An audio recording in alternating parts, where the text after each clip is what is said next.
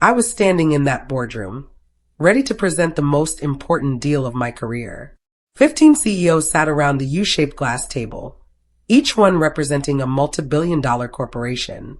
I had spent months on this merger, negotiating every single contract, building relationships, making promises, and keeping them. My slides were perfect. Every detail was there. Every legal contingency was covered. Then, my manager leaned across the table and said something that changed everything. He smirked at me and said, "Hannah, you'll step aside. We'll handle it from here." Shock hit me like a hammer blow to the chest. I could not breathe. I could not think. The entire room filled with murmurs and uncomfortable shifting. Some CEOs looked confused.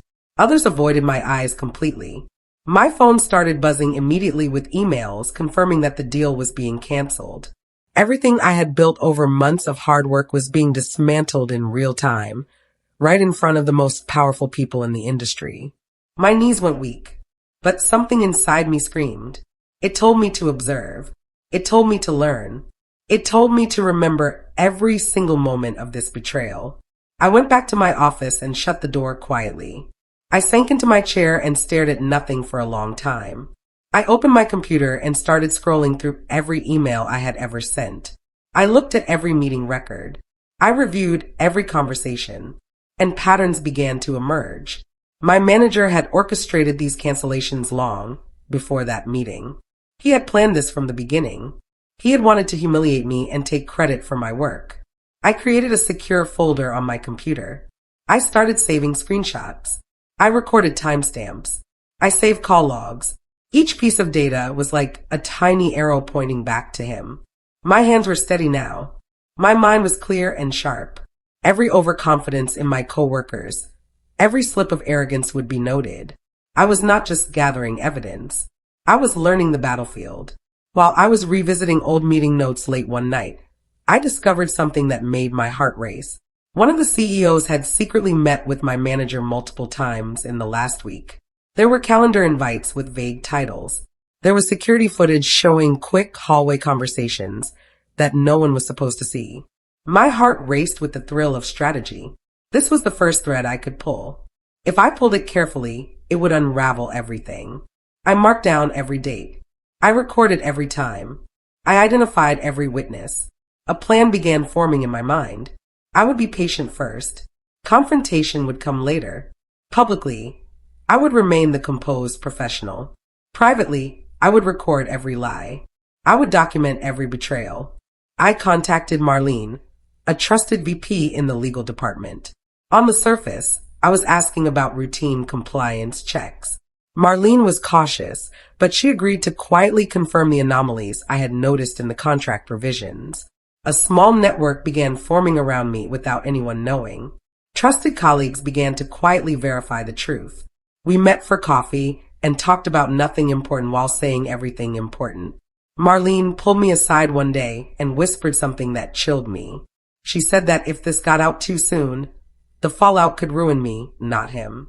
But I already understood this. I was ready to be patient. I was ready to wait as long as it took. During a casual office lunch, I observed my manager discussing the merger strategy with another executive. He was openly contradicting prior commitments. I discreetly pulled out a hidden recording device and started recording the conversation. In that recording, my manager admitted that the deal's cancellation was intentional. He said it was time to ruin me professionally.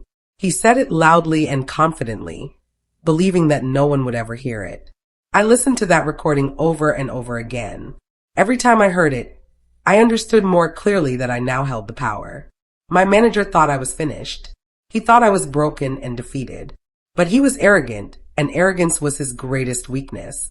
I returned to the office floor the next day and smiled politely at my colleagues. I attended meetings and nodded at passing executives. But all the while, I was silently noting inconsistencies in what people said. I was watching for misstatements and power plays. I became invisible and omnipresent at once. No one noticed me anymore. No one thought I was a threat. But I was watching everything and everyone. One of the CEOs sent me a private message, hinting that he was not convinced by my manager's story. This was good. This meant the seeds of doubt were already growing. Late one night, I combed through the secure shared drive where the company kept its most important documents. Hidden deep within a subfolder, I found a signed amendment that my manager had attempted to delete. The document was undeniable proof that he had intentionally sabotaged the merger. The faint shadows of his deleted timestamps were visible in the file properties. The PDF metadata told the entire story of deception. This single document could collapse his career. But I understood that timing was everything. I could not act too quickly. I had to wait for the right moment, when the evidence was so overwhelming that he could not fight back. I subtly reached out to other colleagues who had witnessed my manager's questionable actions, but had been afraid to speak up. I used casual conversations and coffee chats to confirm their observations. I simply listened and asked gentle questions, and they opened up. One colleague admitted that they had seen the manager altering key financial projections, an act that could be criminal if proven. Another colleague told me about falsified documents and suspicious timelines. I collected these stories like precious jewels, keeping them safe, organizing them. Each story was another thread in the web I was weaving. I began to map out the entire corporate hierarchy, identifying who would be most affected if the truth came out. I understood each CEO's reaction patterns. Every person became a piece of a much larger puzzle that only I could see.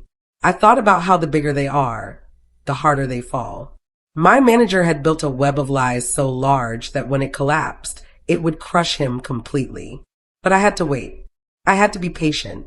I had to let the pressure build until he could not stand anymore. I sent a carefully worded internal inquiry to the finance team about discrepancies in the signed contracts. Publicly, it looked like routine diligence, but privately, it forced my manager to react. And when he reacted, he made a mistake. He made a small, incriminating error in his reply email. The email proved that he had falsified dates on contract approvals. This was fraud. This was a crime. One CEO requested a private call with me, subtly questioning why the deal had suddenly fallen apart. I provided carefully neutral statements, confirming that I had nothing to do with the cancellation. I did not accuse my manager. I simply answered the CEO's questions honestly and let him draw his own conclusions. I noted the micro-expressions in his voice, the hesitation, the flicker of doubt. The CEO seemed to understand that something was wrong. I realized that the legal team had saved all deleted files on backup servers. I now had multiple layers of proof. I had recordings. I had documents. I had witness statements. I had timeline evidence. I began to compile everything into a single dossier, each piece of evidence carefully linked to a timeline of intentional sabotage. Every lie, every manipulation was documented and connected. The picture that emerged was devastating.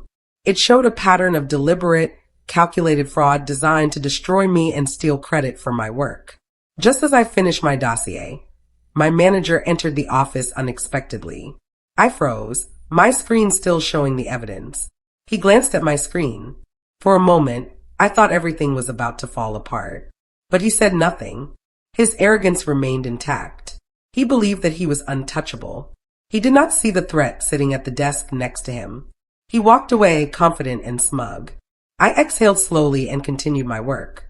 I began sending subtle, anonymous tips to key compliance and audit contacts within the corporations involved in the merger. Each tip was factual, backed by timestamps, emails, and recordings, but disguised as routine observations. My manager remained oblivious, believing that I was powerless and broken. A compliance officer replied to one of my anonymous tips, asking for clarification on a suspicious contract revision. The question came right in the middle of a board meeting. My manager's face went pale. News of the compliance query leaked internally within hours. Rumors of potential financial mismanagement began spreading through the corporate offices. My manager started overcompensating in meetings, his arrogance visible as he defended his handling of the deal. He made excuses that did not make sense. He pointed fingers at other people. I stayed calm, observing every slip.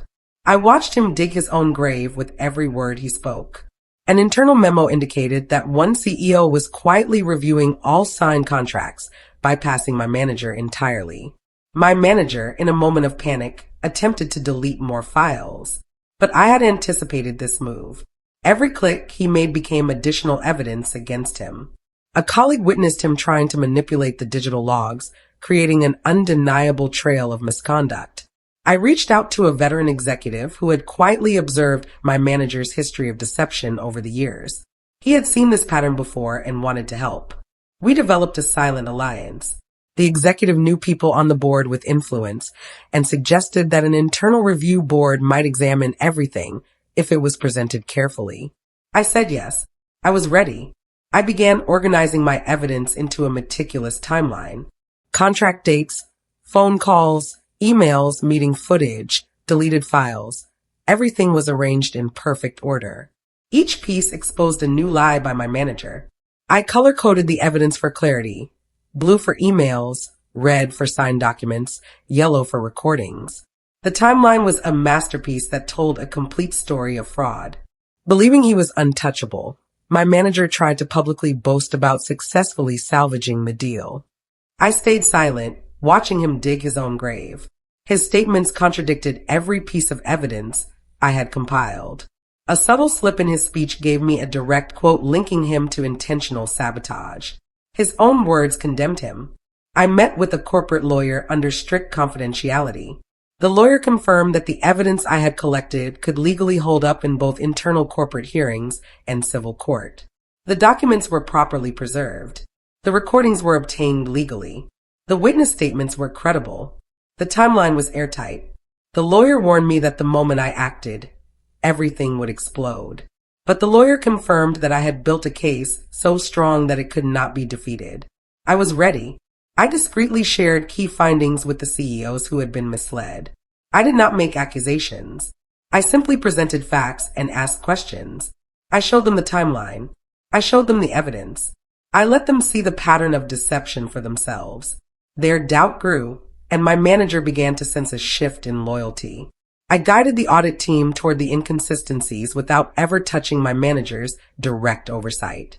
The audit uncovered falsified approvals, altered timelines, and deleted communications.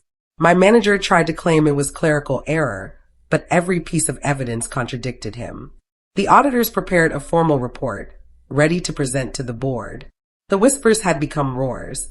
My manager, realizing that his web of lies was unraveling, tried to manipulate CEOs one by one, but each attempt backfired. His arrogance prevented him from seeing the coordinated network that I had quietly built. During a high-stakes video conference, one CEO directly questioned him, quoting the evidence that I had collected. His face went pale. He stammered. He could not explain himself. The board convened an emergency session. I presented the evidence calmly, each slide a hammer blow. Timestamps, emails, recordings, deleted file logs, and witness statements. My manager stammered, flailing in public for the first time. His facade crumbled. I remained composed, hands folded, voice steady. Every eye in the room was on him, not on me. The chairperson asked him to explain his actions. Silence stretched across the room. He had no explanation. The evidence spoke for itself. The board voted unanimously. My manager was suspended pending further investigation. CEOs began rescinding their trust in him publicly. I ensured that every corporation involved received full evidence packages and regulatory bodies were notified of the fraud. Months later, the merger was revived with me in charge of the final stages. My reputation was restored, and my career was stronger than ever. I had stayed patient and silent and strategic, allowing arrogance and lies to do the work for me. I did not gloat. I did not celebrate. I simply returned to my office, poured a cup of coffee, and glanced at the timeline of evidence one last time. Victory, clean and unassailable, felt far sweeter than any revenge that screams. Those who underestimate silence never recover fully.